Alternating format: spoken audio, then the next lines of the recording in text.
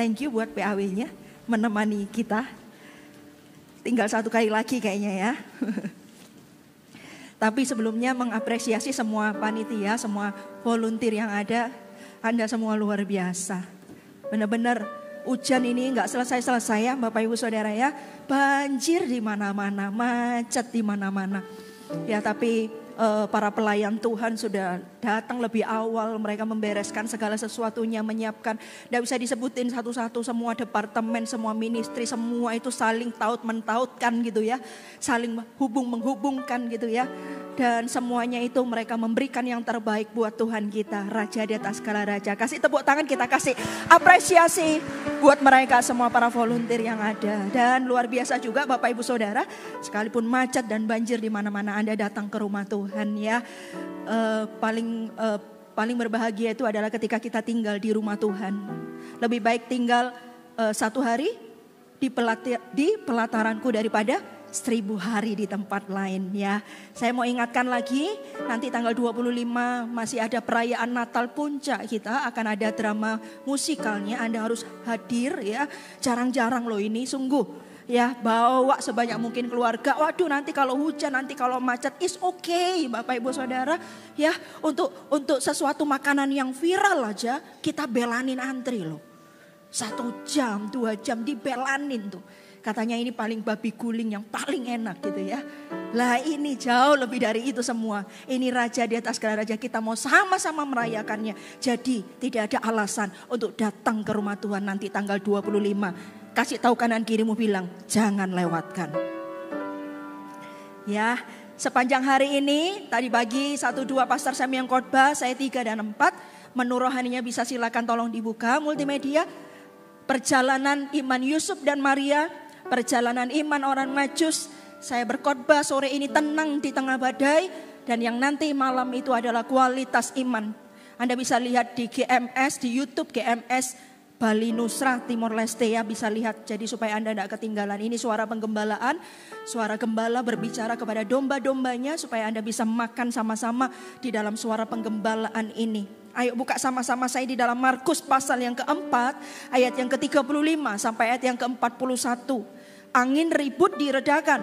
Pada hari itu waktu sudah petang, Yesus berkata kepada mereka, marilah kita bertolak ke seberang. Mereka meninggalkan orang banyak itu lalu bertolak dan membawa Yesus beserta dengan mereka dalam perahu, di mana Yesus telah duduk dan perahu-perahu lain juga menyertai dia.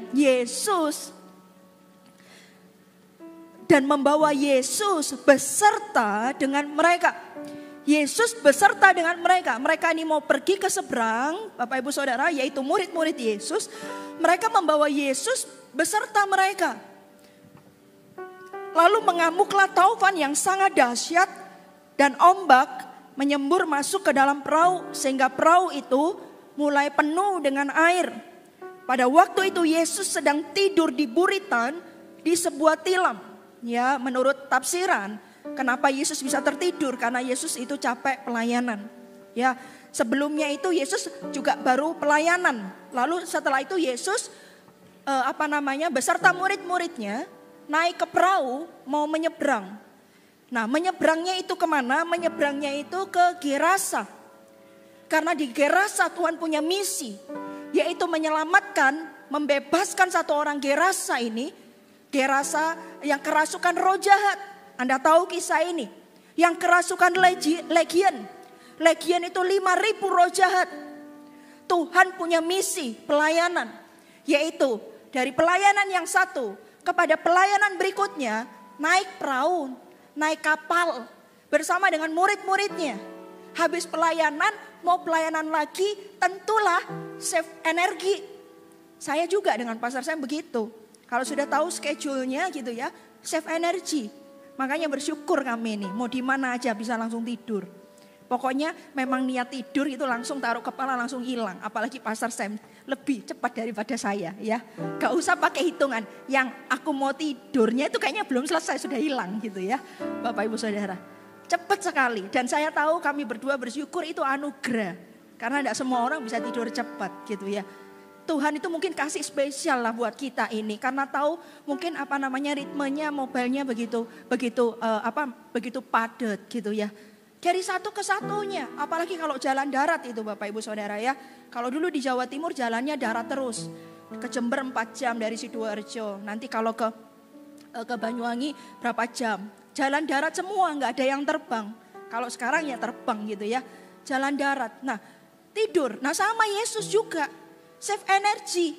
Kenapa? Karena tahu bahwa sebentar lagi di seberang sana akan menemui orang Gerasa dan membebaskan orang Gerasa itu dari 5.000 roh jahat.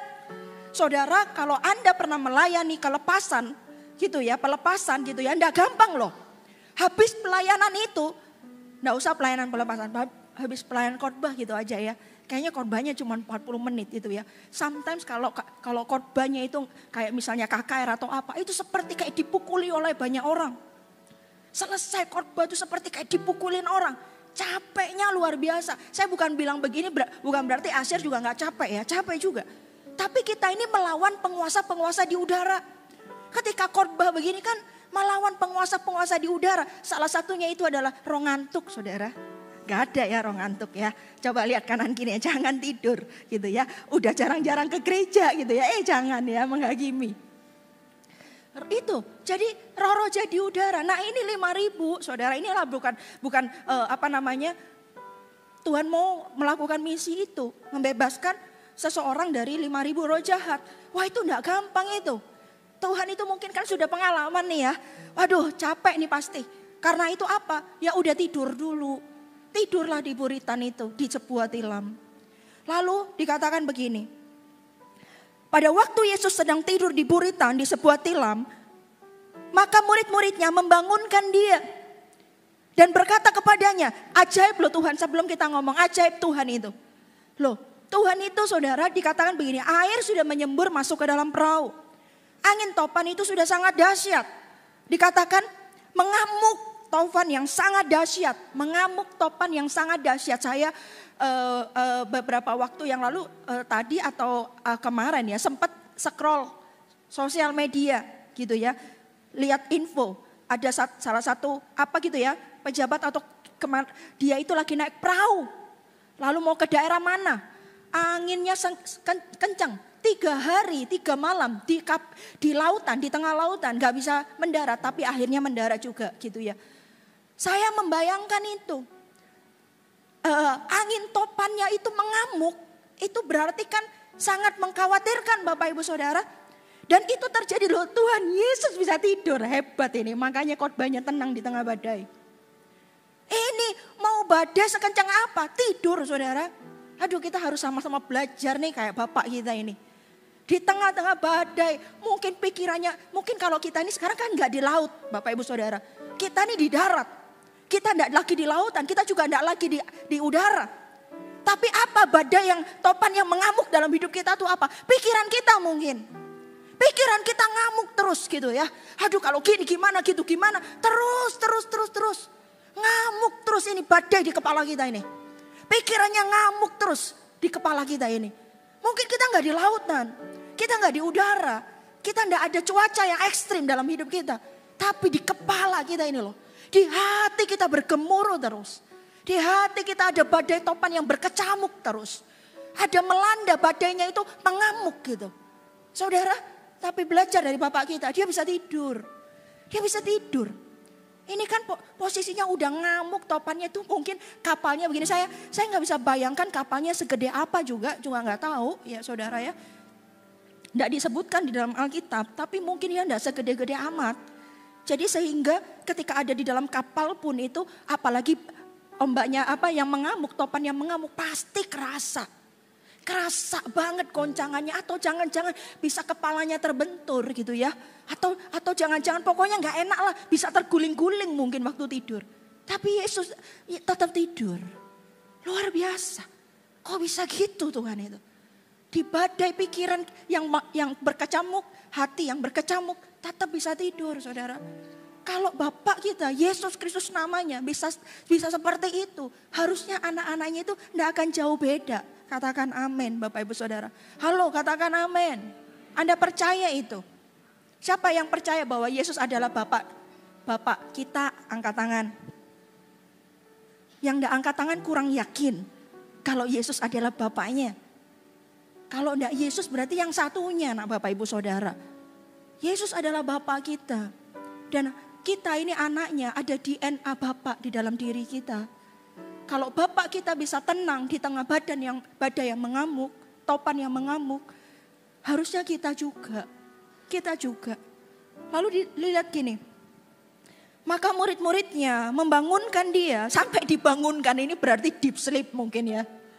Deep sleep, aduh kalau sudah deep sleep, anak saya yang laki itu deep sleep. Dibangunin, ko, enggak dengar. Tapi kalau ada makanan enak langsung bangun saudara ya. Enggak. Ini mumpung enggak ada anaknya ya. Tapi deep sleep, kalau tidur tuh sulit dibangunkan. Nah, Yesus sampai dibangunkan. Angin topan enggak bisa bangunin.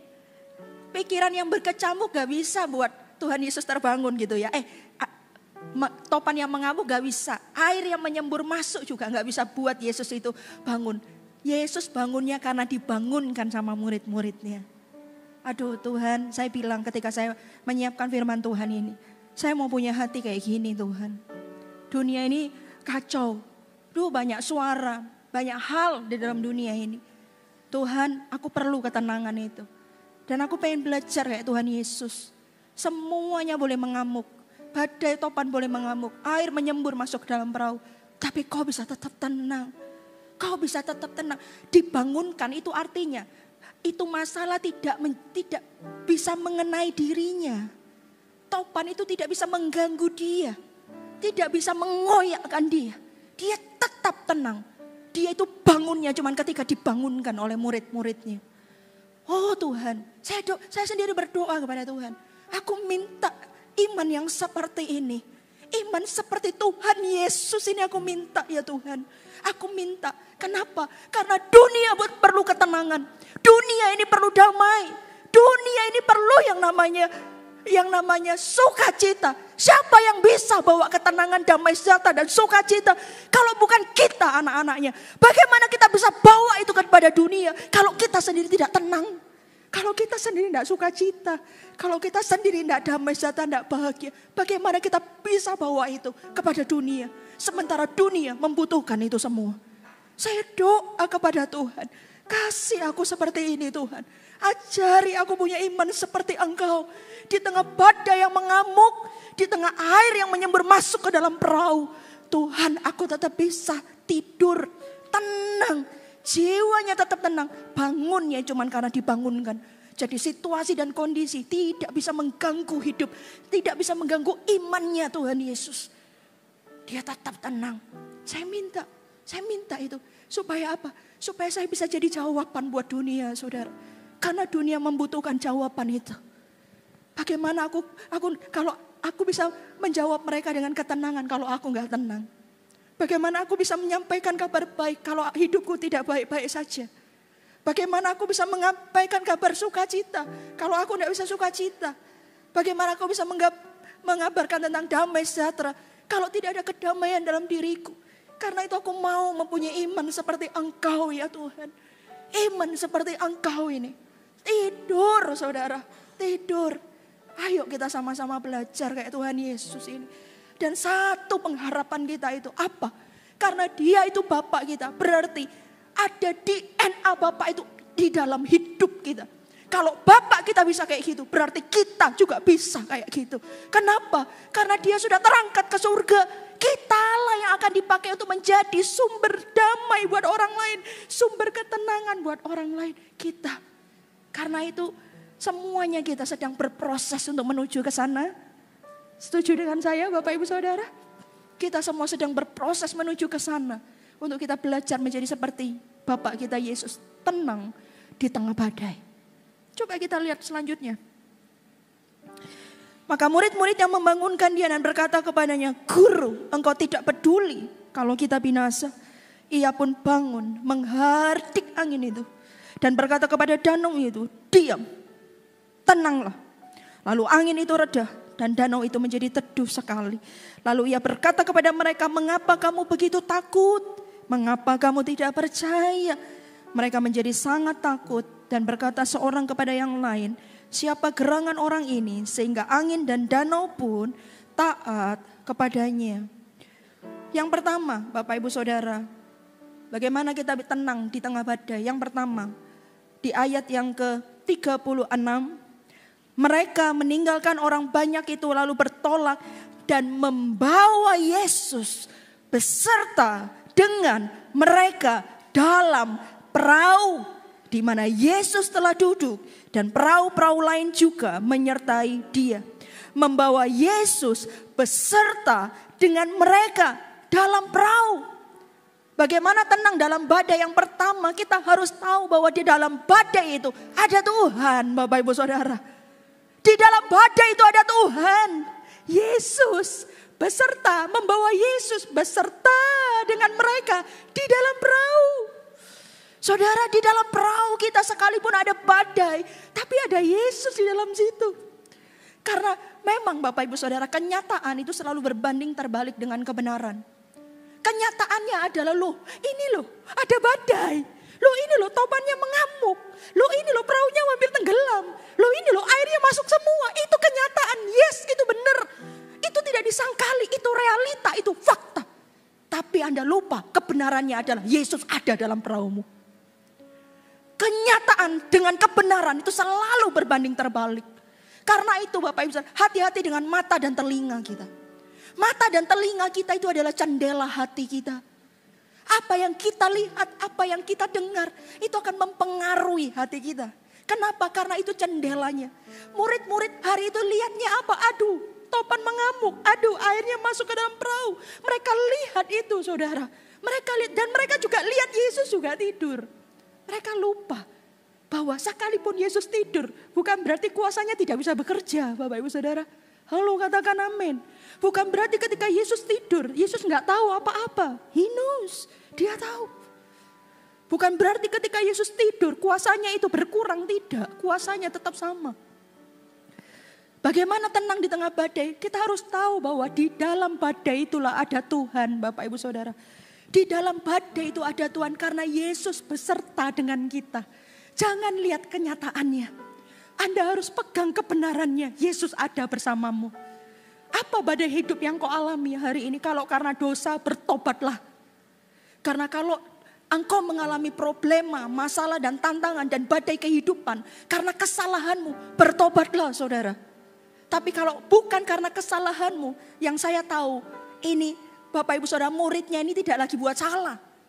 Tapi apa yang terjadi, kenapa diizinkan ada badai terjadi, air yang menyembur, kenapa diizinkan? Karena Tuhan sedang melatih iman murid-muridnya. Tuhan sedang membawa murid-muridnya the next level. Naik level lebih lagi. Kenapa? Karena ini kita mau menghadapi orang Gerasa. Yang di dalam dirinya ada 5.000 roh jahat. Belum pernah kamu melayani, membebaskan satu orang dari 5.000 roh jahat. Ini pelayanan gak main-main. Ini pelayanan yang perlu effort yang lebih besar lagi. Karena itu ayo latihan iman dulu. Ayo latihan iman dulu. Kalahkan dulu angin topan dan air yang menyembur itu. Kalahkan dulu badai ini. Saudara, kalau bukan karena kesalahan kita, tapi kita mengalami yang namanya badai dalam kehidupan kita, saya mau katakan, jadilah tenang. Kenapa? Karena ada Tuhan di dalam situ yang sedang melatihmu. Katakan amin. Hati-hati dengan matamu, hati-hati dengan telingamu. Kenapa? Jangan percaya kenyataan, percayalah kebenaran. Karena itu kita harus baca firman. Percayalah kepada kebenaran, saudara. Di balik badai selalu ada pelangi. Di balik hujan selalu ada pelangi. Barang siapa mengandalkan Tuhan, dia tidak akan pernah dikecewakan. Orang yang berjalan, orang yang berlari tidak akan menjadi letih. Orang yang mencari, orang yang menanti-nantikan Tuhan akan mendapatkan kekuatan yang baru. Pegang itu Bapak Ibu Saudara. Pegang kebenaran itu, jangan berpegang kepada kenyataan. Karena kenyataan selalu berbanding terbalik dengan yang namanya kebenaran. Murid-muridnya itu lihat kenyataan. Dia tidak lihat kebenaran bahwa Yesus ada dalam perahu mereka. Mungkin jangan-jangan mereka lupa.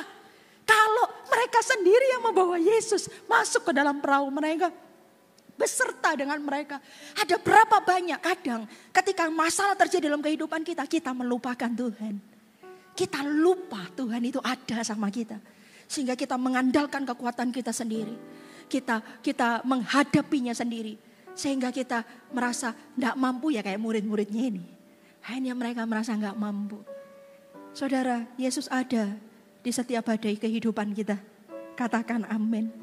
Katakan amin. Itu yang membuat kita tenang. Itu yang membuat kita tenang. Pujian ini selalu mengiringi saya. Yang mana? Tak terbatas. Ku ingin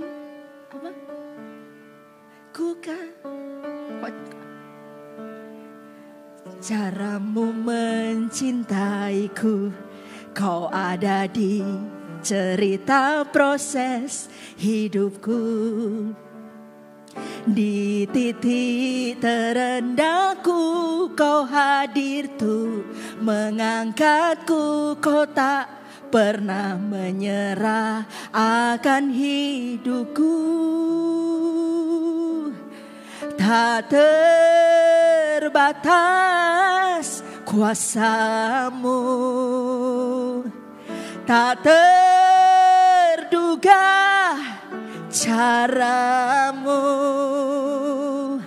Kau yang kuandalkan di setiap langkah hidupku. Tak terbatas kasih-Mu. Ingat ya, kasih Tuhan gak ada batasnya. Tak terduga jalan-Mu. Kau yang ku percaya di sini. Katakan amin, Bapak Ibu Saudara.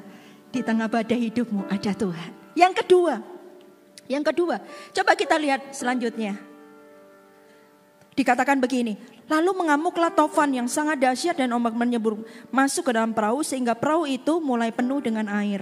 Ya, pada waktu itu Yesus sedang tidur di buritan di sebuah tilam, maka murid-muridnya membangunkan dia dan berkata kepadanya, Guru, engkau tidak peduli kalau kita binasa. Dikatakan ayat 39, ia pun bangun, ini lihat. Ia pun bangun, menghardik angin itu dan berkata kepada danau itu, diam, tenanglah. Lalu angin itu reda dan danau itu teduh sekali. Dikatakan bangun dan menghardik angin itu, bangun dan menghardik angin. Itu artinya apa? Yang kedua Bapak Ibu Saudara, melangkah maju. Bangun itu artinya do something, melakukan sesuatu. Dia bangun, Yesus langsung bangun. Apa yang dilakukan? Dia menghardik. Bangun dan menghardik. Bangun dan menghardik. Bangun itu artinya do something, Bapak Ibu Saudara. Kalau Anda dalam badai, jangan diam aja. Kalau Anda dalam angin topan kehidupan, jangan diam. Karena cara menghentikan badai itu adalah ketika Anda bangun. Ketika Anda do something, Bapak Ibu Saudara, dan menghardik badai itu. Kata menghardik itu apa? Mengalahkan dan menghadapi setiap intimidasi dan ketakutanmu. Apa yang menjadi ketakutan dari murid-murid ini kan angin topan itu. Dia itu mereka ketakutan sehingga apa yang dia lakukan, Saudara? Yang dia lakukan itu adalah dia datang kepada Yesus dan berkata begini, Guru, engkau tidak peduli kalau kita binasa. Saudara dengar saya baik-baik. Kalau engkau dalam badai, kalau engkau dalam proses kehidupan, kalau engkau dalam angin topan, saudara jangan minta penjelasan sama Tuhan. Jangan minta penjelasan. Kenapa ya Tuhan? Ini murid-muridnya datang ke Yesus minta penjelasan. Guru, kenapa engkau tidak peduli kalau kita binasa? Kenapa Tuhan? Kenapa aku ngalami gini? Kenapa kok gini? Kenapa orang itu kok jahat sama aku? Kenapa? Tidak akan pernah ada jawabannya. Kalau kepada Tuhan itu jangan minta penjelasan, tapi minta tuntunan. Harusnya muridnya datang kepada Yesus, bangunkan Yesus dan bilang begini, Tuhan Yesus, gimana caranya untuk mendiamkan angin topan ini? Gimana caranya untuk aku bisa memenangkan angin topan ini? Bukan tanya, kenapa engkau tidak peduli kalau kami ini binasa? Saudara, kalau kita ada dalam badai kehidupan kita nggak bisa tanya. Minta kejelasan nggak bisa. Karena semakin, saudara, gini loh, Tuhan itu punya planning ke depan. Kalau setiap langkah perlu dijelasin, nggak selesai-selesai sampai sana. Sometimes Tuhan itu nggak jelasin apa-apa. Ketika Yusuf dapat mimpi, setelah itu malah dijual sama saudara-saudaranya. Setelah itu apalagi malah dijadikan budak di tempatnya Potifar. Setelah itu nggak cukup itu loh, di penjara. Coba kalau jadi Yusuf, kalau tanya Tuhan, why Lord, why, kenapa? Gak pernah ada jawabannya. Tapi itu cara Tuhan untuk menyiapkan Yusuf akan dipakai Tuhan secara luar biasa. 13 tahun kemudian Yusuf itu hampir menjadi penguasa. Bedanya cuma tatanya aja. Diangkat Tuhan demikian rupa. Dan benar loh, saudara-saudaranya itu menyembah dia. Selama kita tanya, kenapa? Kenapa tidak akan pernah ada jawabannya. Tapi kalau kita datang kepada Tuhan, minta tuntunan Tuhan. Tuhan, ajari aku untuk menang. Ajari aku untuk keluar dari ini semua. Bawa aku ya Tuhan. Tuntun aku ya Tuhan. Gimana caranya untuk aku bisa buka usaha ini? Gimana caranya Tuhan supaya aku bisa usahaku ini bisa tetap survive di tengah-tengah situasi yang tidak baik ini. Bagaimana ya Tuhan? Ajari aku Tuhan. Bukan tanya, kenapa Tuhan tidak tolong aku? Kenapa Tuhan tidak jawab doaku? Kenapa ya Tuhan kok ada pesaingku di depanku? Enggak ada jawabannya. Yang perlu kita tanya adalah, Tuhan tuntun aku. Jadikan aku lebih dari pemenang. Buat aku bisa ya Tuhan. Buat aku bisa melewati badai ini. Tuhan ajari aku bagaimana mengalahkan badai ini. Bagaimana untuk meneduhkan angin topan ini. Ajari aku Tuhan. Saudara, itu yang harus kita minta. Karena itu ketika di badai itu kita tidak boleh diam. Kita harus bangun. Kita harus hardik. Kata bangun itu do something. Do something. Orang punya masalah kalau di dalam Tuhan itu tidak diam. Tapi lakukan sesuatu. Lakukan sesuatu dan menghadapi setiap problemanya. Setiap problema hidupnya. Setiap ketakutannya dihadapi.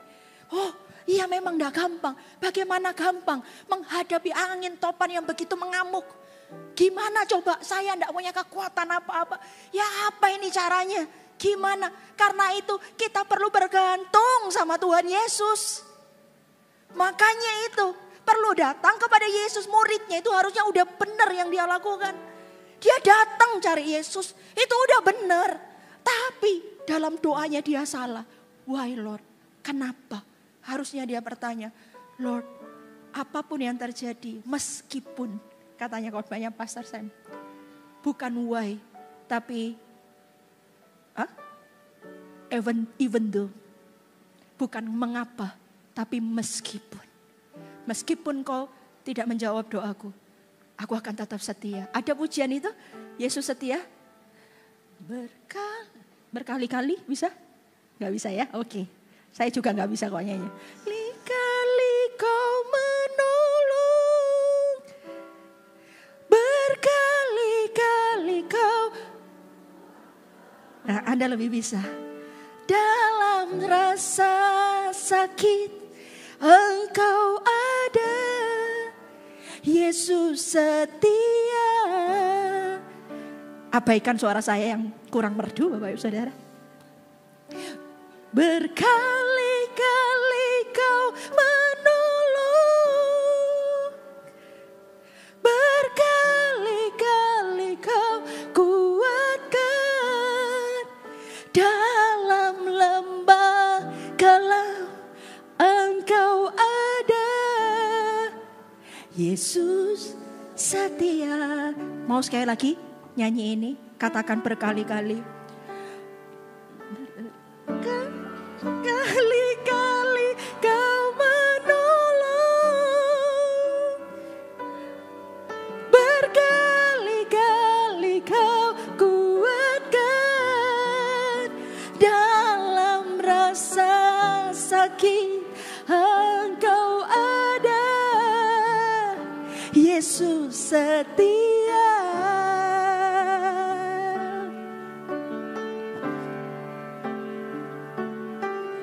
Berkali-kali kau menolong, berkali-kali kau kuatkan, dalam lembah kelam Engkau ada.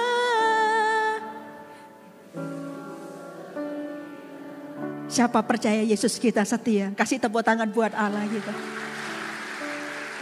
Bangkit Bapak Ibu Saudara dan hadapi. Katakan amin. Yang ketiga, jadi kalau kita bangkit dan menghadapi, di tengah badai kita tetap produktif untuk surga. Kita tetap menjadi orang-orang yang produktif untuk kerajaan surga. Tidak ada yang bisa membuat kita menjadi pasif. Ketika kita bangkit dan ketika kita menghardik, apapun yang terjadi, kita tetap produktif. Iblis tetap gemetar dengan keberadaan kita. Kenapa? Oh ternyata badai aja tidak bisa buat anak Tuhan yang satu ini loyo, anak Tuhan yang satu ini berhenti. Tapi malah badainya kencang, oh tambah kencang, cari dipakai Tuhannya. Katakan amin. Yang ketiga, di ayat 40 dikatakan begini. Lalu ia berkata kepada mereka, mengapa kamu begitu takut? Mengapa kamu tidak percaya? Bagaimana tenang di tengah badai. Yang ketiga, percaya kepada pribadi Tuhan. Coba lihat, yang ditegur Tuhan itu apa? Yang ditegur Tuhan kepada muridnya bilang gini, kenapa kamu takut? Kenapa kamu tidak percaya? Saudara, yang ketiga, bagaimana kita bisa tenang di tengah badai? Kita percaya kepada pribadi Tuhan. Kita percaya kepada karakternya. Kasihnya tidak terbatas, kuasanya tidak terbatas, kuasanya bisa melakukan apa saja. Apalagi badai. Bisa itu diteduhkan sama kuasa Tuhan. Kenapa kamu takut? Kenapa kamu tidak percaya? Tuhan tegur itu kepada murid-muridnya. Saudara, ketakutan itu membunuh kepercayaan. Orang yang takut itu akan membunuh iman seseorang kepada Tuhan. Karena itu saudara, ketakutan kadang wajar ya, manusia juga punya yang namanya ketakutan. Kadang apa gitu ya ketakutan, tapi ketakutan itu tidak boleh menguasai kita. Ada ketakutan yang membunuh, cuman ada ketakutan yang biasa. Contoh misalnya takut kecoa gitu kan ada kan. Takut cicak, itu ada. Itu tidak ada hubungannya sama kerajaan surga. Ada ketakutan yang ada hubungannya sama kerajaan surga, ya ini. Bukan takut yang ini ya, tapi yang satu ini, ketakutan. Ketakutan itu sangat berpengaruh sama kerajaan surga. Tuhan bilang sama muridnya, ditegur apa? Kenapa kamu takut? Kenapa kamu tidak percaya? Karena orang yang ada dalam ketakutan itu pasti tidak percaya. Ketakutan itu sama dengan ketidakpercayaan kepada Tuhan. Takut. Saudara, saya waktu kecil diajak mama saya ke pasar gitu ya. Sering saya diajak mama saya ke pasar. Ailan, ikut mama ke pasar. Soalnya kayaknya anaknya yang paling senang ke pasar itu kayaknya saya ya.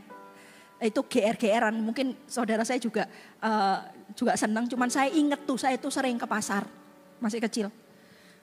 Mama saya udah bilang gitu ya, pasarnya ramai banget karena itu di kota saya kota saya kecil dan itu pasar satu-satunya dan kadang orang-orang di sekitar kotanya itu, kota saya itu yang lebih kecil datang ke pasar itu. Jadi kalau saya diajak mama saya sudah pegang saya, gandeng saya, namanya anak kecil kan kecil Bapak Ibu Saudara, mungkin masih segini. Gitu ya, pasarnya ramai, kadang kalau jalan tuh cuma sampai gini. Saking penuhnya orang. Saya diajak sama mama saya, digandeng sama mama saya. Ayo, saudara, selama saya digandeng sama mama saya tidak akan pernah yang namanya takut. Kenapa? Sekalipun itu orangnya gede-gede dan berdesak-desakan. Ada yang pasar ya, tawar ini tawar itu berdesak, ada yang keburu, ada yang orang yang bawa gini gitu ya. Orangnya gede-gede, saya mah kecil. Tapi saya nggak pernah takut sama sekali. Kenapa? Karena saya tahu ada mama saya. Tangan saya ini loh digandeng sama mama saya. Jadi saya nggak peduli mau orang segede apa, siapa orang itu mau ngapain, nggak ada kepikiran apa-apa. Kayak anak kecil itu loh. Gak ada kepikiran apa-apa. Ikut aja kemana mama saya. Mama saya pergi beli tempe ya saya ikut, beli tahu ya ikut, kemana aja. Pokoknya digandeng, tapi begitu gandengan itu lepas, saya tuh langsung bingung. Begitu gandengan saya lepas itu kan karena rame gitu ya, kan pasti cepet, bisa hilang sedikit. Mama saya aja kalau sudah tahu nggak gandeng sesuatu aja diem. Tapi karena diem kan kadang karena ramenya orang tuh kan bisa sudah agak jauh gitu ya. Saya juga langsung bingung, saya juga langsung takut. Mama saya juga itu loh saudara. Kalau kita anak Tuhan, tidak ada di gandengan tangan Tuhan. Bukan cuma Anda yang takut, Tuhan juga khawatir sama hidup Anda. Tuhan juga mencarimu saudara. Mama saya cari, Lan kamu di mana? Mama saya cari, saya juga cari mama saya. Kenapa? Karena lepas gandengannya. Saudara, disitulah perlu takut. Kenapa orang Kristen takut? Kalau engkau gandengan sama Tuhan Yesus, kau tidak akan pernah takut di hidupmu. Kalau engkau dekat sama Tuhan, kau tidak akan takut Bapak Ibu Saudara. Kenapa? Karena engkau tahu sekalipun badai di hidupmu ini ada yang gandeng kamu. Ada yang gandeng kita. Kamu akan menjadi takut kalau lepas gandengan tangan itu. Lepas dan luar biasa. Yang takut, yang khawatir bukan cuma kita, tapi Tuhan juga. Mama saya cari, Lan kamu di mana? Kamu di mana Lan? Mama saya cari dan cari sampai ketemu. Cari sampai ketemu. Saya pernah waktu itu marah, masih kecil gitu saudara ya, marah gitu ya. Tapi yang kalau kali ini karena marah ya, saya nggak dicari sama mama saya. Saya tahu saya marah, saya nggak dicari. Saya itu sembunyi di tumpuk-tumpuan. Mama saya itu kan kerja waktu itu beras itu loh Bapak Ibu Saudara, gabah gitu ya. Ini bahasa ini Anda paham nggak? Paham ya? Oke, yang paham ternyata 1 juta orang Bapak Ibu Saudara ya. Jadi kan karungnya gede-gede gitu. Nah saya itu marah apa gitu loh. Saya pengen beli apa gak dikasih sama mama saya. Akhirnya tuh saya sembunyi pokoknya gini. Saya mau menghilang dari mama saya. Itu ada banyak orang Kristen kayak saya waktu kecil. Suka menghilang dari Tuhan ketika minta sesuatu gak dikasih. Saya sembunyi saudara. Saya sengaja sembunyi di karung-karung itu. Sembunyi sampai ketiduran saudara. Sembunyi sampai ketiduran. Mama saya akhirnya kok sore kok gak kelihatan Lani ini di mana. Dicari baruan saudara, dicari. Kadang ya Tuhan itu membiarkan kita. Bukan karena Tuhan itu tidak sayang sama kita. Karena Tuhan sedang mendidik kita. Tuhan sedang mengajari kita. Supaya kita tahu bahwa apa yang kamu minta itu enggak baik. Bukan mama enggak mau kasih, tapi itu enggak baik. Tapi toh akhirnya dicari juga sama mama saya. Dicari ketemu anaknya sedang ketiduran di tumpuan karung itu. Saudara, percaya kepada Tuhan. Percaya kepada pribadinya. Mama saya yang terbatas, yang tidak sempurna aja begitu cinta sama anaknya. Apalagi Bapa kita di surga. Dia sangat mengasihimu dan mengasihiku. Karena itu jangan pernah lepaskan gandengan tangan Anda kepada Tuhan Yesus. Jangan pernah lepaskan. Orang tua mana yang sengaja membuat anaknya itu menghadapi musuh-musuh? Enggak ada. Orang tua mana yang sengaja membuat anaknya dikasihkan ke kandang singa? Enggak ada. Tadi ketemu sama jemaat di depan, salaman dan segala macam. Baru punya anak. Saya tanya gimana? Rewel bulan pertama. Tapi sekarang sudah penyesuaian. Lalu dia cerita gini, sekarang semua buat anak. Beli apa? Kayaknya itu kalau ngitung-hitung kok semuanya belanjanya anak semua. Anak itu seseorang yang spesial di hati bapaknya. Manusia di muka bumi ini, orang tua di muka bumi ini bisa mengasihi demikian rupa anak-anak jasmaninya. Apalagi Bapak kita di surga. Katakan amin. Jangan takut. Ketakutan bukan dari Tuhan. Di dalam kasih yang sempurna melenyapkan ketakutan. Kalau engkau takut, engkau tahu alamat yang pasti yang harus engkau datangi siapa? Tuhan Yesus. Datanglah kepadanya. Serukan hatimu kepadanya. Tuhan tolong aku. Bukan gini, kenapa engkau tidak peduli? No. Tolong aku Tuhan. Gimana caranya aku keluar dari ini semua? Tolong aku Tuhan. Tolong aku Tuhan, bagaimana? Sembuhkanlah aku ya Tuhan. Bukankah bilur-bilurmu menyembuhkanku? Sembuhkanlah aku ya Tuhan. Sembuhkan aku. Dan aku percaya sakit penyakit ini tidak membunuhku. Sakit penyakit ini akan mendatangkan kemuliaan bagi nama-Mu. Berseru kepada Tuhan. Ketika Simon Petrus juga berjalan di atas air, Petrus berjalan di atas air. Ketika dirasanya tiupan angin, takutlah ia. Dan lihat apa yang terjadi. Dan mulai tenggelam. Takut itu selalu menggerogoti kepercayaan kita kepada Tuhan. Takut gimana dengan masa depan. Takut menghadapi orang ini. Takut dengan ini dan segala macam. Takut selalu menghilangkan kepercayaan iman kita kepada Tuhan. Itu yang paling membunuh kepercayaan kita kepadanya. Karena itu saudara, kita tidak boleh takut. Kita tidak boleh takut. Gandeng terus tangan Yesus. Terus dekat kepadanya. Karena di dalam tinggal tenang dan percaya. Apa Bapak Ibu Saudara? Dalam tinggal tenang dan percaya terletak kekuatan kita. Katakan amin. Yang keempat yang terakhir Bapak Ibu Saudara. Bagaimana tinggal tenang di dalam badai. Yang keempat ayat 41. Mereka menjadi sangat takut. Dan berkata seorang kepada yang lain. Siapa gerangan orang ini sehingga angin. Lihat. Angin dan danau pun taat kepadanya. Yang keempat engkau perlu tahu ini. Sebuah kebenaran apa? Bahwa kenyataan itu selalu tunduk kepada kebenaran. Kenyataan itu selalu tunduk kepada kebenaran. Saudara, kebenaran, lihat kenyataannya ada angin ribut, ada angin tobat. Tapi Alkitab ini berkata, siapakah gerangan orang ini? Sehingga angin dan danau pun taat kepadanya. Kenyataan apapun yang ada di depanmu Bapak Ibu Saudara, dengar saya baik-baik. Kenyataan selalu tunduk dengan yang namanya kebenaran. Karena itu jangan percaya sama kenyataan. Percayalah kepada kebenaran Allah. Katakan amin. Katakan amin Bapak Ibu Saudara. Kenyataan, lihat angin dan danau itu tunduk taat kepada Tuhan Yesus. Kenyataan apa yang kita hadapi Bapak Ibu Saudara? Saya pernah divonis sakit juga, autoimun. Tidak ada obatnya. Tidak tahu penyebabnya. Pada waktu itu autoimun bukan seperti penyakit sekarang yang sudah familiar. Dulu waktu itu dokternya berkata, dari 1.000 orang, 1 yang kena penyakit ini. Tahun 2013 waktu itu, 2012. Dari 1.000 orang, cuma 1 orang yang dapat coba. Kalau diomong kayak begitu. Saya langsung dalam hati berkata, kenapa aku yang kau pilih Tuhan. Untuk aku sakit ini. Dari 1.000 orang cuma 1. Jadi di muka bumi ini cuman hitungan jari lah sakit itu. Pada waktu itu loh 2012. Kalau sekarang orang autoimunnya penyakit macam-macam. Tapi saya tahu satu hal. Ketika saya divonis ini ATP, autoimun trombosit purpura. Trombositnya tinggal 2.000. Bapak Ibu Saudara kalau sudah kambuh tinggal 2.000.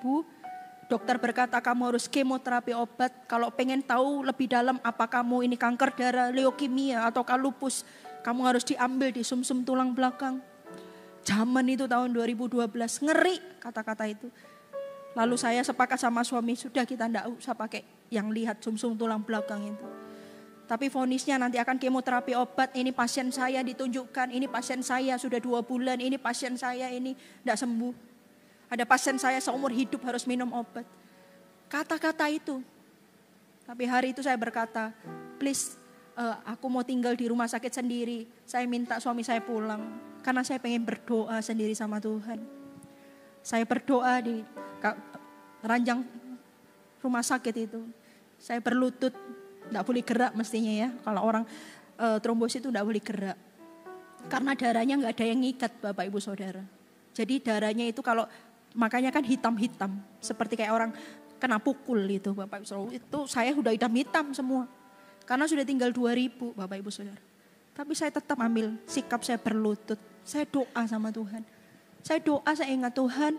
Satu kata-katamu cukup bagiku. Bicara Tuhan, satu kata-katamu cukup bagiku. Saya tidak menyalahkan Tuhan. Saya tidak datang dan berkata, why me Lord?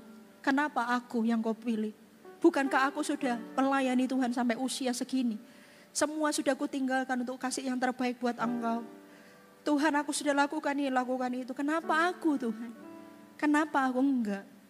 Yang saya tahu saya cuma datang dan berkata, berbicaralah kepada hamba-Mu ini. Apa yang aku alami Tuhan, satu kata-katamu cukup bagiku. Tuhan, aku minta satu aja. Jangan berdiam diri Tuhan, berbicaralah. Berbicaralah kepada hamba-Mu ini. Tidak tahu berapa lama berdoa, lalu tiba-tiba dalam rema, di dalam hati Tuhan seolah berkata, penyakitmu ini untuk kemuliaan namaku. Cukup itu, saya pegang. Saya tahu saya pasti sembuh. Saya tahu saya pasti bisa lewati ini semua. Aduh, udah gampang. Badan itu besar sekali, Bapak Ibu Saudara, karena obatnya sejenis steroid. Besar sekali, mau ketemu jemaat juga malu. Lalu kalau lihat anak-anak, intimidasi datang. Jadi seperti kayak di pikiran tuh badainya kenceng banget. Bentar lagi anakmu gak punya mama. Bentar lagi kamu mati muda. Kamu ngapain kamu pelayanan? Ngapain semua kamu kasih buat Tuhan? Toh kamu gak dapat apa-apa.